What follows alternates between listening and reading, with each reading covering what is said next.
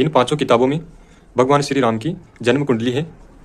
भगवान श्री राम कर्क लग्न की कुंडली है। जब कर्क लग्न के साथ साथ लग्न का स्वामी चंद्र भी उसी घर में हो तब यह सम्मोहक जातक का परिचायक होता है। ऐसा जातक सामान्यतः बहुत भाग्यशाली और जीवन में उच्च स्थान प्राप्त करने वाला होता है। उसके साथियों में उसके प्रति अनन्य भक्ति की भावना जागृत होती है। यदि कर्क लग्न में चंद्र के साथ साथ गुरु भी स्थित हो तो जातक सत्य, न्याय और सद्व्यवहार की खान होता है। जीवन मूल्य की प्रतिष्ठा बनाए रखने के लिए वह किसी भी बलिदान से नहीं डरता। वह किसी भी प्रकार के प्रलोभन से भ्रष्ट नहीं होता।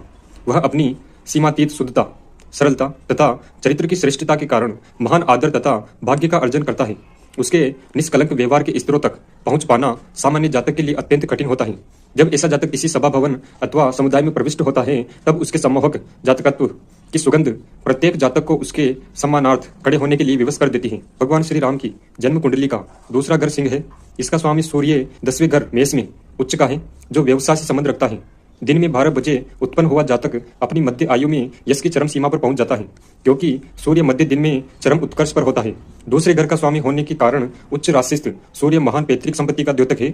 यह स्थिति तब होती है जब सूर्य मंगल के घर में उच्च राशिस्थ हो और मंगल स्वयं भी अन्य घर में उच्च राशिस्थ हो। मंगल मकर में है, जिसका स्वामी शनि है।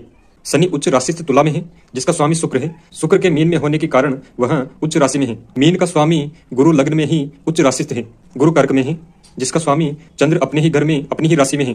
भगवान श्री राम की जन्म कुंडली में उच्च राशिस्थ ग्रहों की एक श्रृंखला मिलती है जो लग्नेश चंद्र के घर में समाप्त होती है।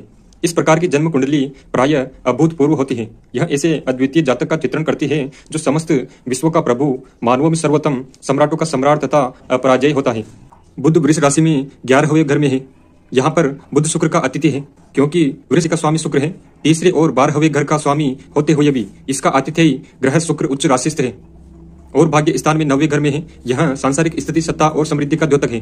पराक्रम स्थान में स्वराशिस्थ राहु, जहां एक और श्री राम को अतुलित पराक्रमी व्यक्तित्व का स्वामी तथा सूरवीर भाइयों का साहचर्य प्रदान कर रहा है, तो वहीं दूसरी ओर नवमस्त उच्च के शुक्र के साथ पूर्ण दृष्टि संबंध बनाकर राजभंग योग का निर्माण भी कर रहा है। कुंडली के 7वें घर स्त्री एवं दाम्पत्य स्थान में मंगल मकर राशि में स्थित है। इसीलिए भगवान श्री राम का वैवाहिक जीवन बहुत सुखी नहीं था। उनकी अर्धांगिनी भगवती सीता लंका के राजा रावण द्वारा अपहृत हुई थी।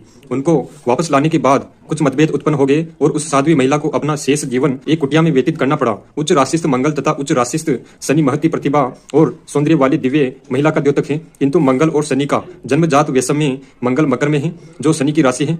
मतभेद और पारस्परिक कठोर शब्दों के आदान प्रदान का कारण है।